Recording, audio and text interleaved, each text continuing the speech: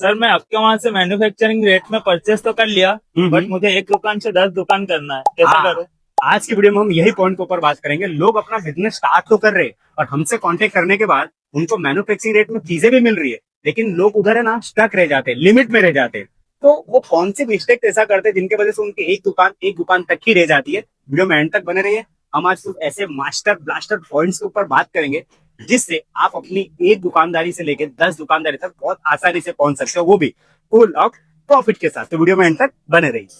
दोस्तों, व्यापारी भाइयों का सबसे पहला क्वेश्चन ये रहता है कि सर परचेसिंग, क्योंकि जब तक आप परचेसिंग अगर अच्छी जगह से नहीं करोगे तो सेलिंग तो उससे बाद वाला प्रोसेस होता है। लेकिन जैसे आप लोग ये दोनों चीजों पे स्टेबल हो जाते हो, परचेसिंग और सेलिंग, मतलब दोनों के लिए हो गया विन विन सिचुएशन।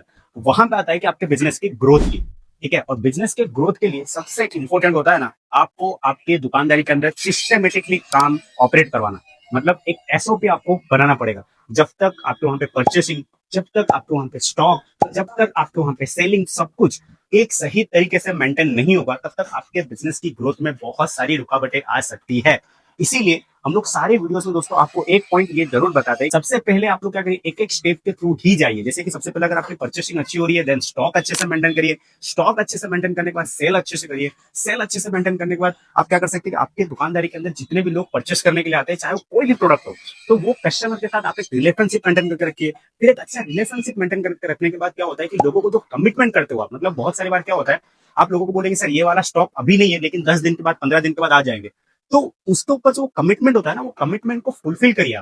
आप जहां से भी परचेसिंग कर रहे हो, जो भी मैन्युफैक्चरर से परचेसिंग कर रहे हो, वो मैन्युफैक्चरर के वहां से परफेक्ट डेट लीजिए और कस्टमर को वही परफेक्ट डेट आप दीजिए। क्योंकि अगर कमिटमेंट में आप फेल हो जाओगे ना, तो आपके बिजनेस के अंदर, आपके दुकानदारी का गुडविल लोगों के पास नेगेटिव हो सकता है। और स्टार्टिंग लेवल में खास करके, या फिर आपका बिजनेस कितने भी बड़े लेवल पे हो, या फिर मीडियम लेवल पे हो, या फिर स्मॉल लेवल पे हो, आपके दुकान की गुडविल बहुत इंपॉर्टेंट है एक एक कस्टमर के लिए। तो कमिटमेंट को फुलफिल करना भी उतना ही इंपॉर्टेंट है।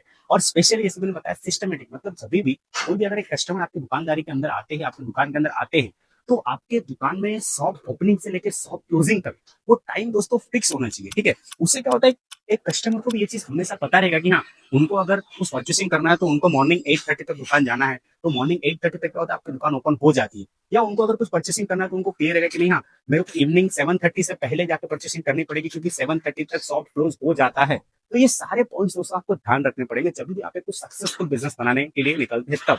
एंड स्पेशली उसमें भी क्या होता है, बहुत सारा बार ये होता है, लोग एक सिस्टम तो बनाते हैं, ठीक है, और वो सिस्टम के ऊपर काम भी कर रहे होते हैं, लेकिन उसमें उनको बहुत सारी चैलेंजेस आता है। स्टॉक्स के ऊपर बहुत सारी चैलेंजेस आ रही होती है कि स्टॉक कैसे मेंटेन करें। तो वहां पे आजकल के टेक्नोलॉजी वर्ल्ड में आप कुछ सॉफ्टवेयर के ऊपर जा सकते हो। आप जब छोटा लेवल हो ना, तब आप उसको क्या करिए, मैनुअल ही मेंटेन करिए, तो नोटबुक के ऊपर मेंटेन करिए, ठीक है। फिर कुछ फाइल के ऊपर मेंटेन करिए। फिर जैसे जैसे आप ग्रो करने लगेंगे, तो कुछ एक लोकल किसी एप्लीकेशन से या फिर किसी आईटी वाले से कंसर्न करके अच्छा सॉफ्टवेयर बिल्ड करिए, जिसमें आप perfect day to day wise stock update रख सको। क्योंकि स्टॉक बहुत ही इंपॉर्टेंट पार्ट होता है जब आप बिजनेस ग्रोथ की बात करते हो। क्योंकि स्टॉक के ऊपर ही आपको ध्यान देगा कि हाँ, ये महीने में अगर ये वाला स्टॉक, ये वाला टॉप अगर अच्छे रेंज में सेल आउट हुआ है, तो आपको उसकी परचेसिंग नेक्स्ट मंथ में ज्यादा करनी है, ठीक है। तो आप मैन्युफैक्चर को, मतलब जैसे कि आप पीके विस अगर वुमेन्स वेयर में कोई भी वेस्टर्न वेयर कलेक्शन आप हमारे यहाँ से परचेस करते हो जिसकी अच्छी सेलिंग हो रही है, तो आप क्या करें ना, हमको उसका रिटर्न ऑर्डर दीजिए वो प्रोडक्ट का, तो उस पर हम बल्क में डिस्पेस करके, बल्क में मैन्युफैक्चरिंग करके, बल्क में स्टिचिंग करके आप लोगों तक डिलीवरी करा देंगे। दोस्तों, ये सारे कुछ पॉइंट्स है, जैसे कि मैंने बताया, ये सारे कुछ पॉइंट्स के ऊपर आप अगर काम करेंगे,